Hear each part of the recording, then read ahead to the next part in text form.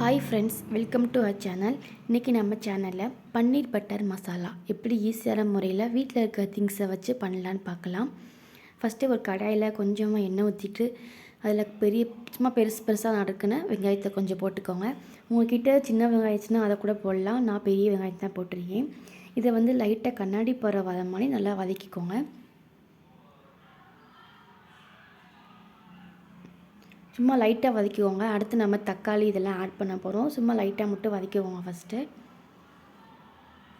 அடுத்து நம்ம இதில் தக்காளி ஆட் பண்ணிவிட்டு அப்புறம் 4 முந்திரி பருப்பு, ஒரு இஞ்சி பூண்டு பேஸ்ட்டு தான் பேஸ்ட்டு போட்டுக்கோங்க. நான் வந்து கொஞ்சோண்டு இஞ்சி கொஞ்சோண்டு பூண்டு தனித்தனியாக தான் வறுத்து நான் அரைச்சிக்கிறேன்.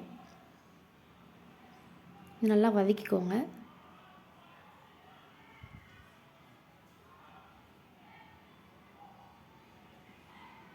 இந்த ஸ்டேஜில் நீங்கள் வந்து உப்பு ஆட் பண்ணிக்கலாம். உப்பு ஆட் பண்ணால் நம்மளுக்கு வந்து சீக்கிரம் வதக்கும். அதனால் நான் கொஞ்சமாக உப்பு ஆட் பண்ணிக்கிறேன். இது வதக்குறதுக்காக மட்டும்தான் உப்பு. நம்ம வந்து லாஸ்ட்டாக வந்து உப்பு பார்த்தாட்டி நம்ம இன்னும் கொஞ்சம் ஆட் பண்ணிக்கலாம். இது வதங்குறதுக்கு கொஞ்சமாக மட்டும் உப்பு ஆட் பண்ணிக்கோங்க.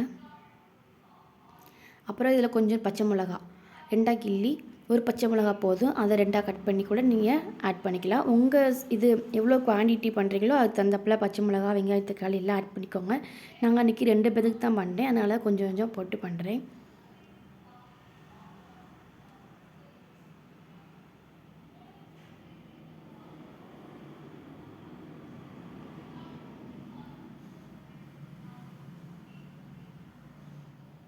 அதோட பச்சை வாசனைலாம் போகிற அப்படி நல்லா வதக்கிக்கோங்க.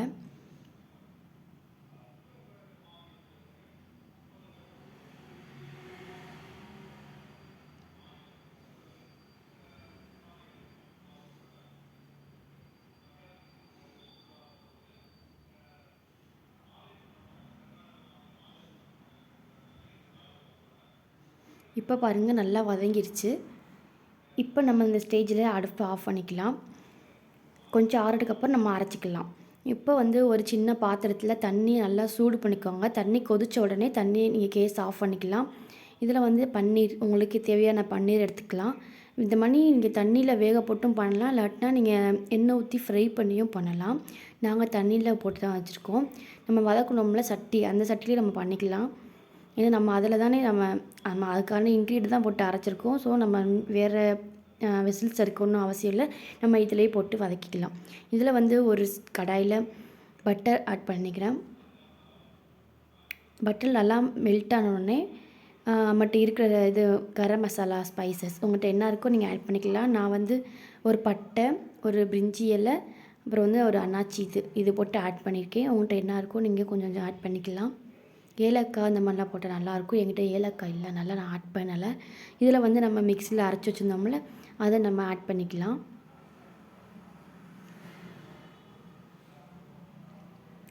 மிக்ஸி கலவுன தண்ணி ஊற்றி கொஞ்சமாக தண்ணி ஊற்றி நம்ம அதை கொஞ்சம் வதக்கிக்கலாம். ரொம்ப தண்ணி ஊற்றிடாதீங்க, ரொம்ப தண்ணியாக இருந்துச்சுன்னா நல்லாவே இருக்காது. ஸோ நம்ம வந்து தேவையான அளவுக்கு மட்டும் கொஞ்சமாக தண்ணி ஊற்றிக்கலாம்.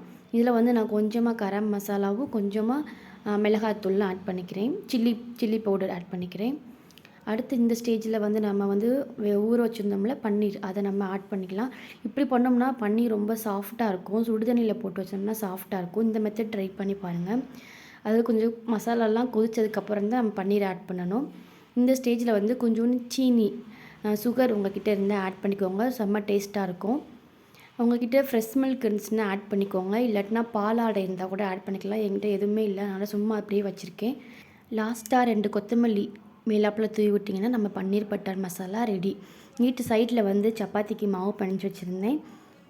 மாவு பிணைஞ்சி வச்சுட்டு லைட்டாக எண்ணெயை ஊற்றி மேலாப்பில் ஊற வச்சுருந்தீங்கன்னா மாவு நல்லா சாஃப்ட் ஆயிரும். பிணையிறதுக்கு ஈஸியாக இருக்கும். இங்கே பாருங்கள், எப்படி மாவு வந்து தண்ணியாக பிணையாமல் கெட்டியாக பிணைஞ்சிங்கன்னா ஈஸியாக இருக்கும் சப்பாத்தி போடுறதுக்கு. இந்த மெத்தட் ட்ரை பண்ணி பாருங்கள். சப்பாத்தி எடுத்து கடாயில் போட்டுட்டு எடுத்ததுக்கப்புறம்